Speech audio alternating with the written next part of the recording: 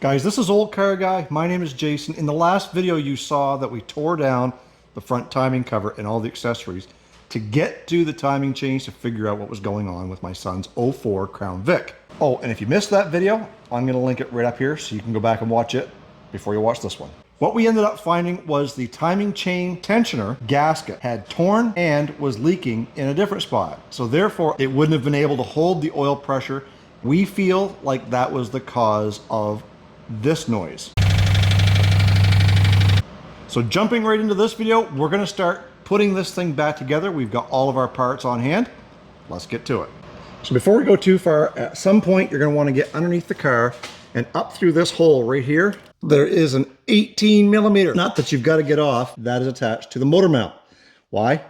We're going to have to lift the engine up a little bit to get that passenger side valve cover off without driving yourself insane. Plain and simple. So let me get that out.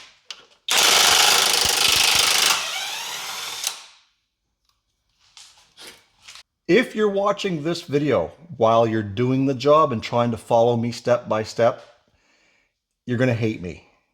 You will need some cam lock tools, and I will leave a link in the description box down below for those to my Amazon affiliate that holds the cams in place so that nothing spins freely while you're trying to do this.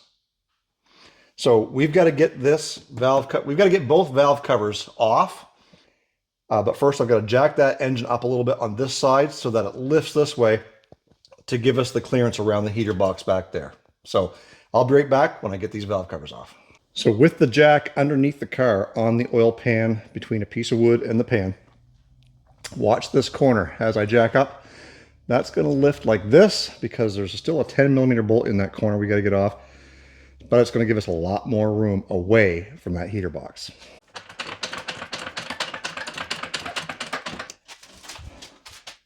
Now there is going to be a point in time where that's just not going to lift any further. It's because you're up against stuff. Don't push it. Just get up there. You only need to come away probably about an inch away from that box. I think we've got it. Let's take a look. So now with this jacked up, you can see we've got much better access to that 10mm bolt right there, which is the last valve cover bolt. Another problem that people have is this piece here, which is like your purge valve, and these heater hoses are going to be in the way as well. Some people will actually go through the problems of taking those off and folding them out. We're not going to do that. We're going to push them up. We got a block of wood that we're going to pry underneath there to help lift those away from the heater box so that when the time comes to pull this valve cover off, those are kind of up out of the way and again, not causing us to go insane. Again, if you haven't watched that first video, the first video kind of goes into a little bit of detail on how to take it apart. And there's a few tricks of making sure that when you take the bolts out of your valve covers that you stick them in a piece of cardboard in the area or in the spot that they came out so that you know where they go back in. Some of these wires have like little pieces on them for the studs that the wire connects to hold it in place. Anyways, we've got to get a bunch of this stuff out of the way so that we can lift that valve cover off, but not before we get that 10mm out of there. This is where your 1/4 inch swivel comes into play. Now I'm going to try and do my best to get that out with my 8mm, my 1/4 inch swivel, long extension, 1/4 inch drive. And I don't want to get in the way, so that just kind of goes on there. Maybe just like that. And as long as you got your swivel going the right way, as long as you got your ratchet going the right way, you should just be able to turn that off.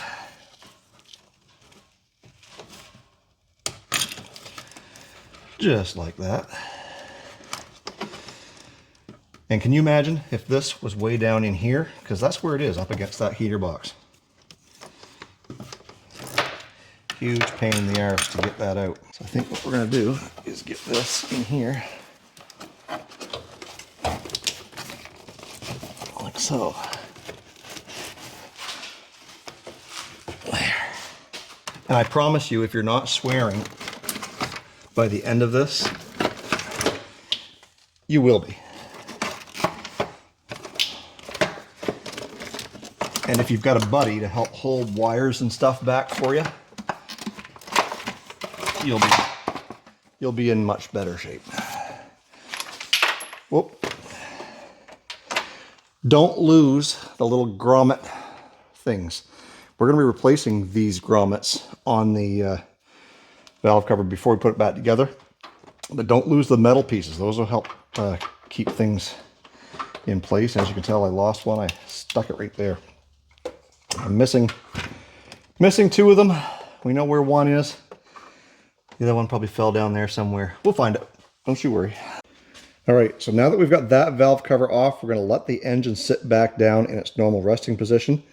That way we can get this valve cover off, because now it's up against the brake booster and we can't get it off. So let's let it down, and then we should be able to reach in there, pull those wires back, and pop that one off. So we're about ready to, we got those last two bolts out over here. And before we get to this point, there's a couple of plug-ins down here underneath the booster. There's 3 of them all together. One is held on with a 10mm bolt. Unscrew that, it pulls up.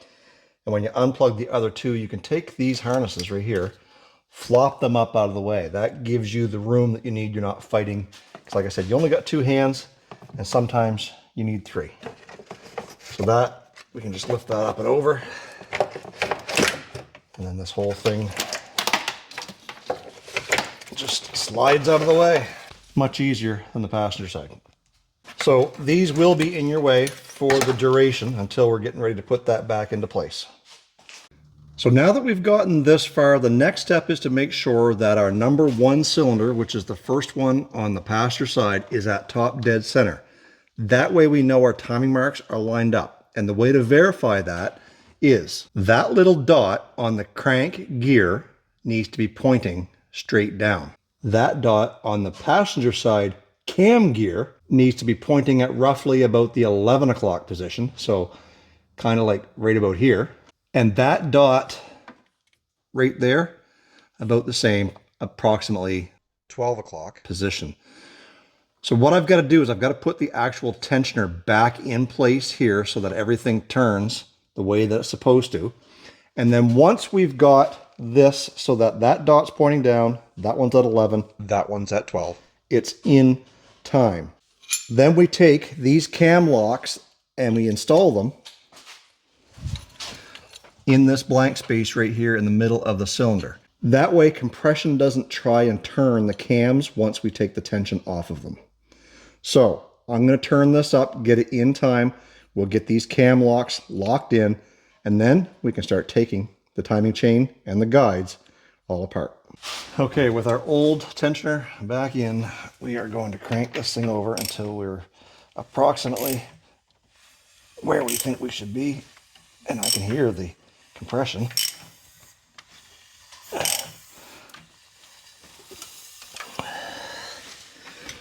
Oops.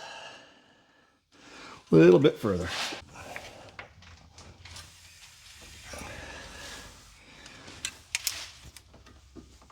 I'm stuck.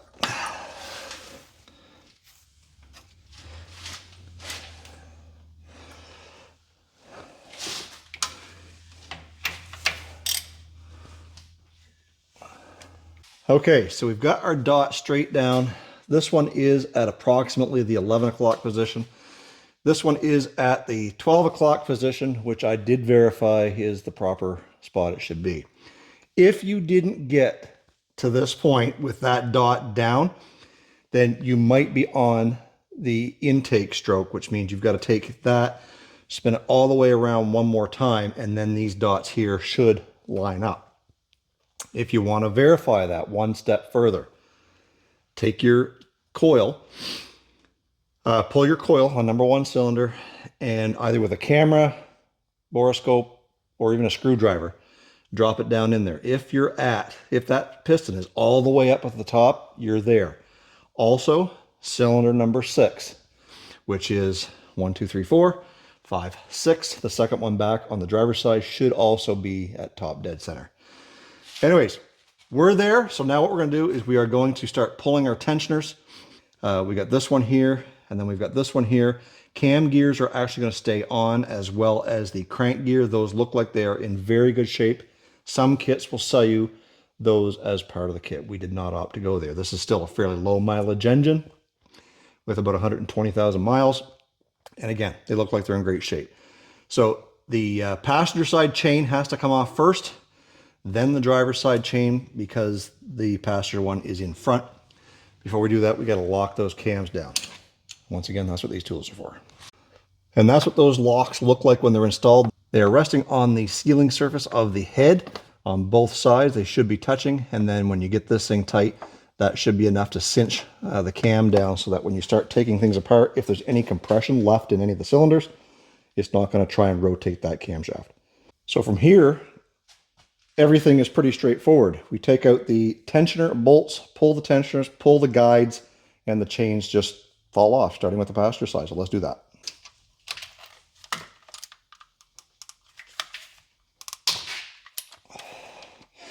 If you're using a cheap electric ratchet like I am, don't use them to break bolts apart. Remember in the last video when we took the thing apart? Look at this. That gasket is broken in 1, 2, 3 spots. So I think between the 2 timing chains and tensioners, I don't think these things were holding pressure like they were supposed to.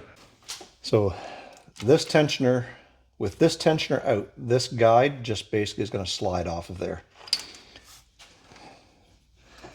And then this one here has to be unbolted once we get the actual chain off of it.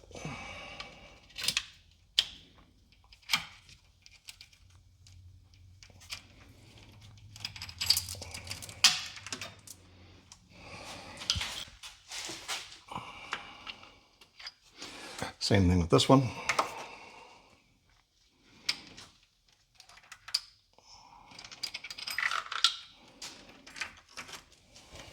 Now those look like they're 8s, so we'll take those out of there.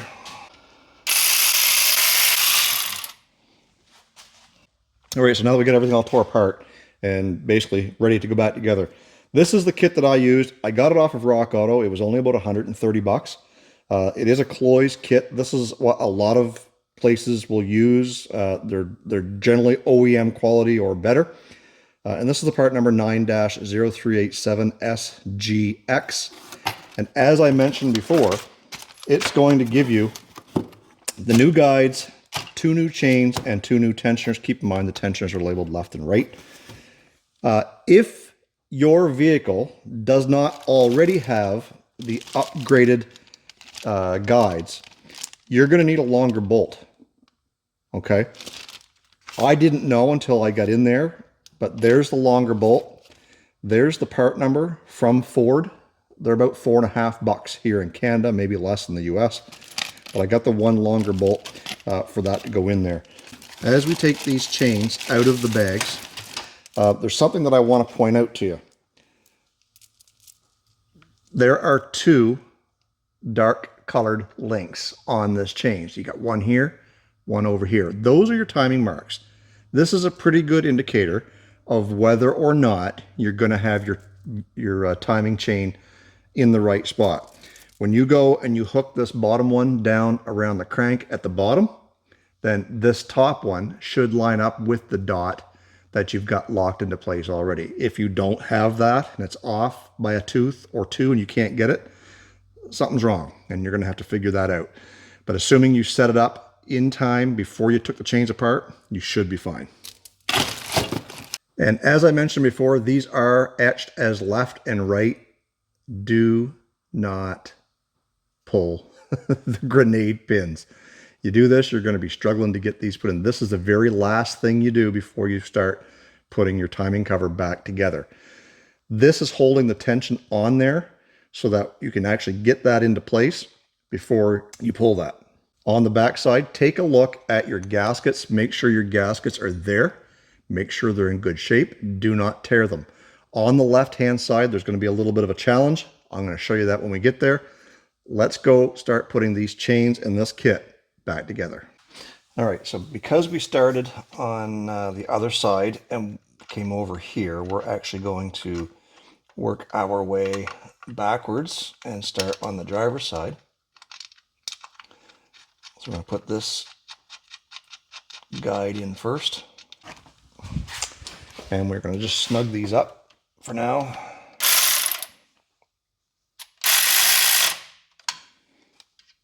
We'll come back and torque them. On this 04, you're going to need the longer bolt. As I mentioned, it was an upgrade. And there are little inserts for these guys so that you don't crush the guide when you torque them. Make sure they're in there. The one on this side was flopping around a little bit. So now when you do go to torque these down, it's 89 inch-pounds. So if you don't have an inch-pound torque wrench, you're probably out of luck. But that's only like 7 foot-pounds, so it's not a whole lot. And make sure you're going slow, because like I said, 89 inch-pounds is not a lot of torque. So now that that's in there, we're going to grab our driver's side timing chain. Again, it don't matter which chain you grab. Just make sure you can see that the dark colored links are facing out. The challenge I find in the last time that I did this was making sure that you got the that black link on the dot that you can't see very well from up here. So what I'm going to do is I'm going to hang it, and this black key is on the dot here, which I don't think at this point it should be, because, well, maybe. Anyways, so if we did this right, my black link is on the dot here. And if I can get down there with the camera and see, I'm going to take a picture and make sure that my black link is on the dot down there. So as you can see, I'm almost there. So I've got to just slide that chain forward a little bit and put more tension on this upper side. So if I just slide that over and bring it all the way around, I'll take another picture. So there we have it. That one is now in time. And I'll go ahead and put my tensioner in here to hold the tension on that so that they don't jump around. So remember when I said this one was going to be a little bit tricky? I've still got to put the guide in there, but to get this in here and bolt it in with the guide in place is a pain in the ass. Now these two guides, there is a left and a right to them. And as far as I can tell, 9-5341 is the one we're looking for the driver's side. And with that, that should just slide onto that dowel down there, and it's just going to lay on the chain. Simple as that. And now we've got to push that in. It wasn't so bad.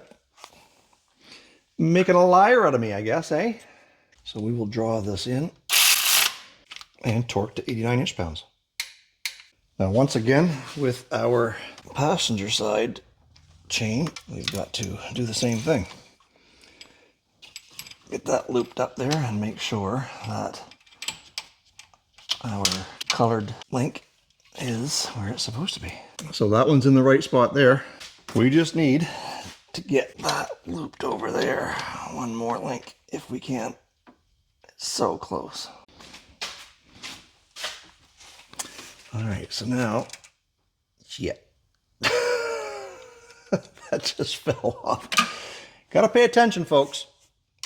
Now I've got to verify that stayed where it was supposed to, and it did.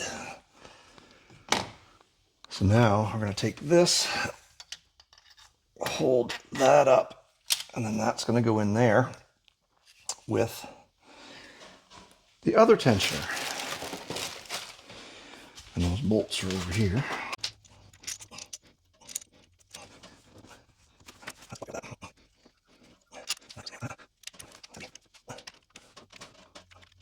Just like that.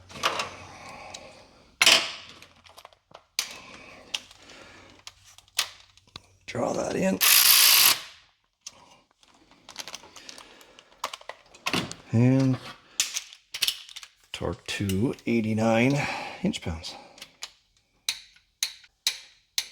All right, so just to make sure that everything stayed where it was supposed to, our dark colored key is lined up on the dot. Our dot over here is color coded as well, and at the 11 o'clock position. This one is color coded and at the 12 o'clock position. And we're just looking to get these tensioners pulled, I guess. It's time to pull those grenade pins.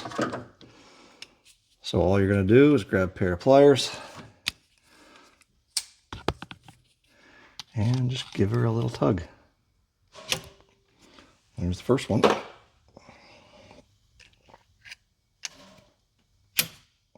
Second one. So that's how you time it. There's not much to it. Before we put the timing cover back on, there's a couple of things that we've got to do. We probably should have done it before we put everything together. But very carefully, where the head meets the block, here and over here, as well as here and over there, we're going to clean out any residual silicone that may have been there from before. And we're going to want to put a little dab in there again on all four spots. The reason for that is because you've got a seam in there that the gasket may not be completely sealed. Even though our timing gasket will cover it, we just kind of want to bridge that little bit of a gap that may still exist. So while I clean this up, now would be a good time to get you guys to hit that like button and make sure you're subscribed to Olde Carr Guy right here. That's the best way that you can help support everything that we do here on this channel. It's great to see the numbers rise and to see you guys in the comments telling me that I'm doing a good job, I'm doing a bad job, or I missed something or whatever. And I'm hoping that I don't see those comments that I've missed something after the fact. Also, the first link in the description box down below is for my merchandise store. So if you want to support Olde Carr Guy by wearing some swag like this t-shirt here, which is the construction sign, and I am going to have a few more of these, then you can head over to my merchandise store and make a purchase there. We've got hats, hoodies, stickers. Also, the hoodie that I wear is the zip up. We've got both the pullovers and the zip ups, stickers as well, beer koozies. All that stuff is available on my merch store. First link in the description box down below. Let me get this thing cleaned up and we'll get ready to put that timing cover back on. All right, so we're getting ready to put our timing cover gaskets in. And this is what I got here was the TCS 45869-1. This comes with the 3-piece timing gasket set as well as a new main seal. So we are going to put the new main seal in as well. I would say even though the one that we took out wasn't leaking, and some people will say put that in with a little bit of silicone around it, and some will say to put it in dry. Well, we're going to put it in dry. We've got ourselves a big 1 13/16 inch socket that fits right there, and we're just going to love tap this in.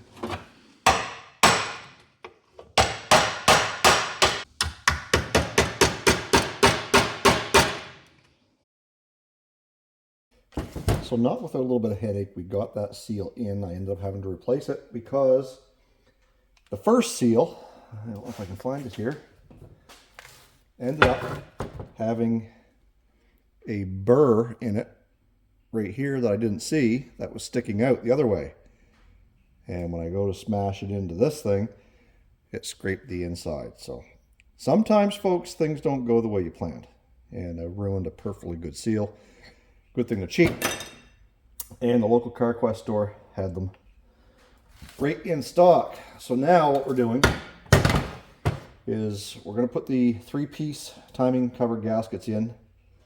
I've used a little bit of RTV in the corners here, and up here, and up here, and a little bit in the middle, just to hold this thing in place, for the simple fact that we don't want it falling out or whatever, and we also get a little extra protection against the sealing surface between here and the oil pan. So let's get these seals in. All right, so with our gaskets in place and everything cleaned up, in theory this should just kind of slide into place.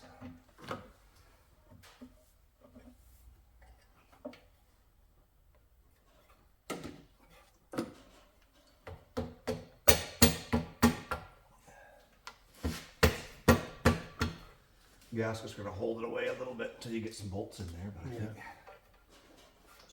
little reference guide that we made here so that we know where everything goes.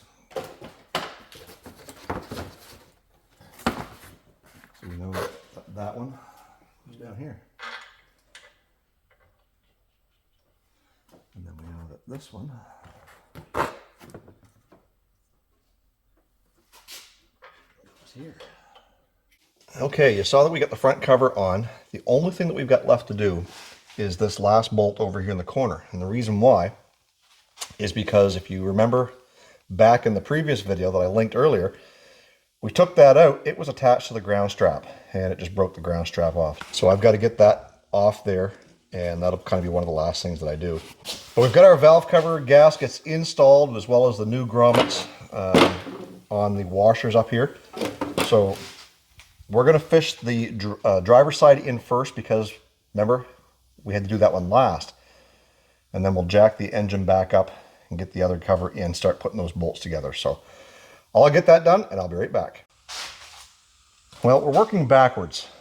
As you can tell, I had this valve cover on. I had all the bolts in, well, except for one. And for some reason, it would only get 2 or 3 threads in and decide that it was time to get tight. So we're tapping out one of these holes here. Hopefully we can get that done. And it's slowing progress down. I was hoping to have this thing back together tonight. And it's still early. It's only 7 o'clock, but I guess we gotta keep on tapping. Well, I think I've done tuckered myself out. We got that hole tapped and we got the valve cover back in there. All the bolts are in. They are not tight. I will make a note of that. So when I come in the morning, I'll know to tighten those. And then we can come back over here, lift this side of the motor, get the valve cover on the passenger side, get it all put down. Then it's just a matter of plugging everything back in that is necessary to make it run. And for the sake of trying to figure out if we fixed the noise that it had, we are going to run this without the cooling system in it, because all we're really going to do is start it. As soon as it starts and builds oil pressure, which we're actually going to build oil pressure before we start it. We're going to leave the injectors unplugged and we're just going to let it roll over and build up some oil pressure.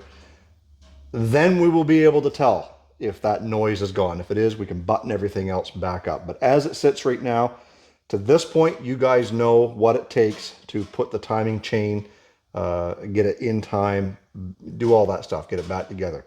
And maybe at a later date, I will add the 2 videos together and make it into one and cut out some of the fluff. In the meantime, I'm gonna get cleaned up right now and we'll call it good for tonight. Back at it in the morning, put this back together, get it started, make sure that that noise is gone. Which I think it is. Pretty sure it is. Fingers crossed. Okay guys, it's the next morning. A couple things that we've got to do before we get started here. One of them is I had to scrape the RTV that I had on there off because it dried too hard when we were messing with the other valve cover. So I've got that scraped off. We're going to take a clean rag, wipe down the surface, and then we're going to start fishing the valve cover for this side up in there. I've got the engine jacked up and I've got the new gaskets and grommets all installed. And one thing I did last night was this back edge is I put some RTV in there to hold the valve cover gasket even better than the pressure that holds it in there. One, because that lip right there was broken from being dragged over those 2 bolts trying to get it to fit. You can see some leftover residual RTV in there from previous times. But I'm going to get that surface wiped down, get that valve cover in, and then the final thing we got to do is, remember, I've got to go back and retorque all the fasteners on that valve cover. We'll do the same thing over here. Same as everything inside the timing cover, 89 inch-pounds.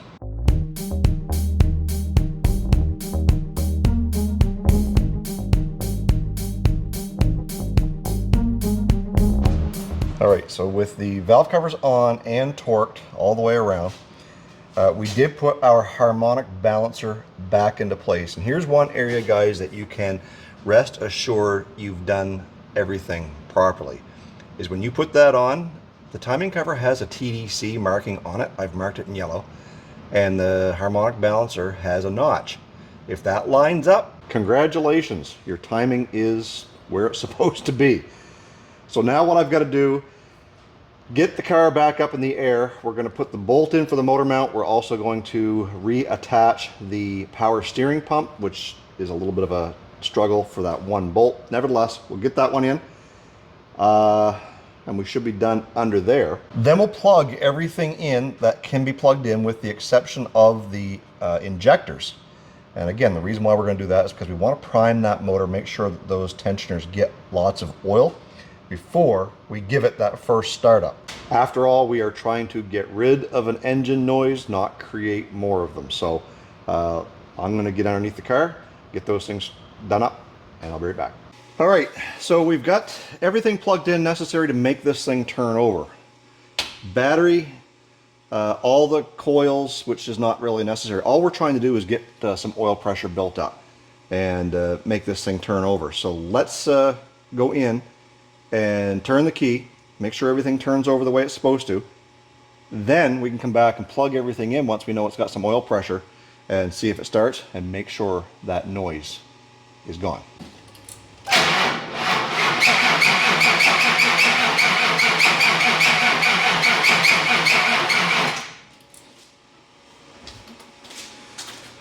Battery sounds a little weak, but we'll try doing that a couple more times. I think we've got enough oil pressure built up. We have plugged in all the injectors, so the battery is showing a little bit weak. Got the booster pack on it. Let's see if this thing will start up without any noises this time.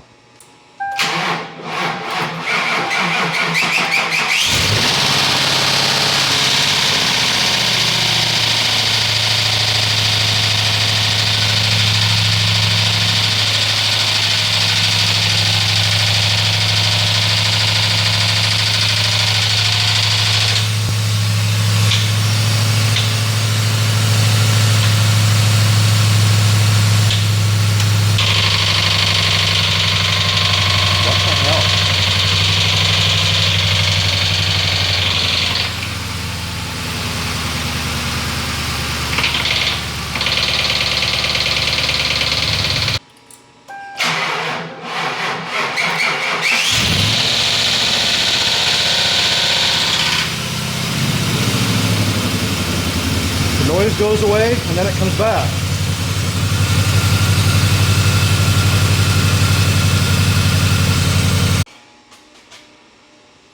That literally has me scratching my head. I have no clue what's going on. It sounds, I don't know, it sounds hard, a hard knock. And then it goes away. Why would it go away?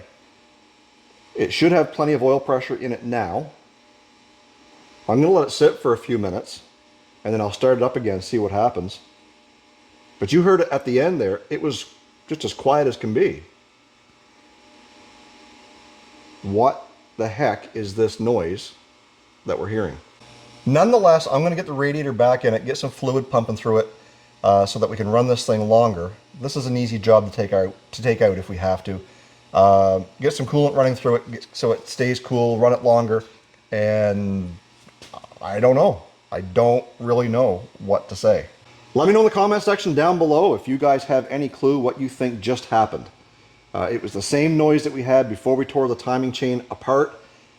Now that it's all back together, and in theory, those tensioners should be sealing just fine. Lots of oil pressure. I don't know. I don't know.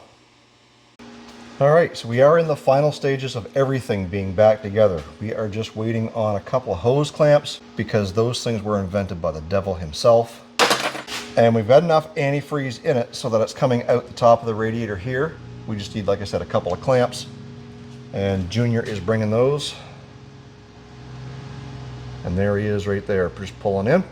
We'll get those on, and then we'll get his reaction to this thing starting up. So what do you think, Junior? Well, obviously you've ran it. Yep. And you don't seem too disappointed, so I'm hoping. Let's start it up. You should have been here doing this job with me, because you could have learned a few things for when you're going to do it for Mom's car. Yeah, I could. But I just happen to be busy. We've got this exact same job to do on my wife's 07, so it won't be this weekend, I guarantee you that. Anyways, jump in there and turn the key. Nice fancy lift post centers. Yeah, we just painted those this week because it was so busy here.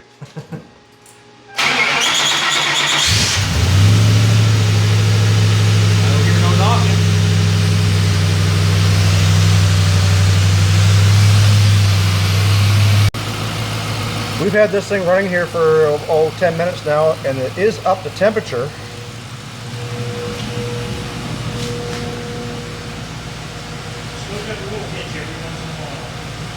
Lots of pressure. Oil temp or engine temp is up.